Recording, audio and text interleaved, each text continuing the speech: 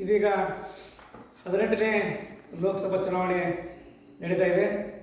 ನಮ್ಮ ಗದಗ ಮತ್ತು ಹಾವೇರಿ ಲೋಕಸಭಾ ಕ್ಷೇತ್ರದ ಕಾಂಗ್ರೆಸ್ ಪಕ್ಷದ ಅಭ್ಯರ್ಥಿಯಾಗಿ ಶ್ರೀ ಆನಂದ ಸ್ವಾಮಿ ಗಡ್ಡದೇವರಮಠ ಅವರು ಸ್ಪರ್ಧೆ ಮಾಡಿದ್ದಾರೆ. ಅವರ ವಿರುದ್ಧ ಬಿಜೆಪಿಯ ಶ್ರೀ ಬಸವರಾಜ ಬೊಮ್ಮಾಯಿ ಅವರು ಮಾಜಿ ಮುಖ್ಯಮಂತ್ರಿ ಕೂಡ ಬಿಜೆಪಿಯಿಂದ ಸ್ಪರ್ಧೆ ಮಾಡಿದ್ದಾರೆ.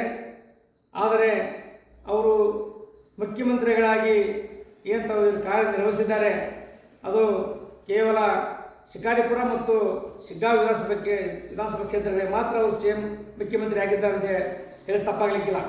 ಯಾಕೆಂತಂದರೆ ಈ ನಮ್ಮ ಹಾವೇರಿ ಲೋಕಸಭಾ ಕ್ಷೇತ್ರಕ್ಕೆ ಬಸವರಾಜ ಬೊಮ್ಮಾಯಿ ಅವರ ಕೊಡುಗೆ ಏನೂ ಇಲ್ಲ.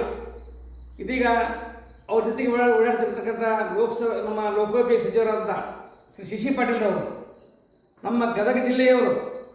ಅವರು ಈ ಲೋಕೋಪಯೋಗಿ ಸಚಿವರಾಗಿ ಈ ಗದಗ ಮತ್ತು ಲಕ್ಷ್ಮೇಶ್ವರಲ್ಲಿ ಓಡಾಡ್ತಕ್ಕಂಥ ರಸ್ತೆಯನ್ನು ಅವ್ರು ಯಾವ ರೀತಿ ಅದನ್ನು ಹಾಳಾಗಿತ್ತು ಅದಕ್ಕೆ ಸಾಕಷ್ಟು ಬಾರಿ ಮನವಿ ಕೊಟ್ಟರು ಕೂಡ ಆ ರಸ್ತೆಯನ್ನು ಮಾಡಲಿಲ್ಲ.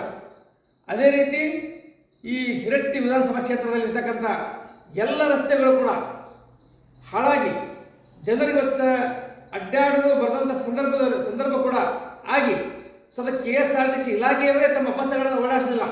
ಯಾಕಂತ ಕೇಳಿದರೆ ಇಲ್ಲ ಆ ರಸ್ತೆಗೆ ಬಂದರೆ ನಮ್ಮ ಬಸ್ಗಳು ಪಾಠ ಬೀರಿದವು, ಬಸ್ಗಳು ರಿಪೇರಿಯಾಗಿ ರಸ್ತೆಯಲ್ಲಿ ನಿಲ್ತವು, ಹೀಗಾಗಿ ನಾವು ಬಸ್ಸನ್ನು ಓಡಾಡಿಸಂಗಿಲ್ಲ ಅಂತೇಳಿ ಬಂದ್ ಮಾಡಿದಂಥ ಉದಾಹರಣೆ ನಮ್ಮ ಮುಂದಿದೆ. ಅಂಥ ಸಂದರ್ಭದಲ್ಲಿ ಈ ರಾಜ್ಯದ ಮುಖ್ಯಮಂತ್ರಿಯಾಗಿ ಆಡಳಿತ ಮಾಡ್ತಿರ್ತಕ್ಕಂಥ ಬಸವರಾಜ ಬೊಮ್ಮಾಯಿ ಅವರಿಗೆ ಶಿರಟ್ಟಿ ಮತಕ್ಷೇತ್ರದಲ್ಲಿ ಎಲ್ಲ ರಸ್ತೆಗಳು ಹಾಳಾಗಿವೆ, ಅವನ್ನು ಸುಧಾರಣೆ ಮಾಡಿರಿ, ರಸ್ತೆಯನ್ನು ಅಭಿವೃದ್ಧಿ ಮಾಡಿರಿ ಅಂತೇಳಿ ನಾವು ಅವರಿಗೆ ಮನವಿ ಕೊಟ್ಟರು ಕೂಡ ಯಾವುದೇ ರೀತಿಯ ಪ್ರಯೋಜನ ಆಗಲಿಲ್ಲ. ಅದೇ ರೀತಿ ಈಗೇನು ಅವ್ರ ಜೊತೆಗೆ ಮತ ಕೇಳಲು ಬರ್ತಾ ಇರ್ತಕ್ಕಂಥ ಲೋಕೋಪಯೋಗಿ ಸಚಿವರಾದಂಥ ಶ್ರೀ ಸಿ ಪಾಟೀಲ್ ಅವರು ನಮ್ಮ ಜಿಲ್ಲೆಯವರು, ಅವರಿಗೂ ಕೂಡ ಸಾಕಷ್ಟು ಬಾರಿ ಮನವಿ ಕೊಟ್ಟರು ಕೂಡ ಈ ಸಂಪೂರ್ಣ ಈ ಲೋಕಸಭಾ ಕ್ಷೇತ್ರದ ಯಾವುದೇ ರಸ್ತೆ ಅಭಿವೃದ್ಧಿಗೆ ತಾವು ಅನುದಾನ ಕೊಳ್ಳಿಲ್ಲ. ಹೀಗಾಗಿ ಅವರು ಇಲ್ಲಿ ಬಂದು ಮತ ಕೇಳಲು ಸಿ ಪಾಟೀಲ್ ಅವ್ರಿಗೆ ಮತ ಹಾಕಿ ಅಂತ ಹೇಳೋದಕ್ಕೆ ಯಾವುದೇ ನೈತಿಕ ಹಕ್ಕಿಲ್ಲ ಅವರಿಗೆ. ಅದೇ ರೀತಿ ಬಸವರಾಜ ಬೊಮ್ಮಾಯಿ ಕೂಡ ಮುಖ್ಯಮಂತ್ರಿಯಾಗಿ ಆಡಳಿತ ಮಾಡಿ ಈ ಕ್ಷೇತ್ರಕ್ಕೆ ತಮ್ಮ ಕೊಡುಗೆ ಏನೂ ಇಲ್ಲ ಅವರು. ಹಾಗಾಗಿ ಅವರಲ್ಲಿ ಕೂಡ ಮತ ಕೇಳೋದವ್ರ ನೈತಿಕ ಹಕ್ಕಿಲ್ಲ ಅಂತ ಹೇಳಿಕೆ ಈ ಸಂದರ್ಭದಲ್ಲಿ ಹೇಳಕ್ಕೆ ನಾನು ಇಷ್ಟಪಡ್ತೀನಿ.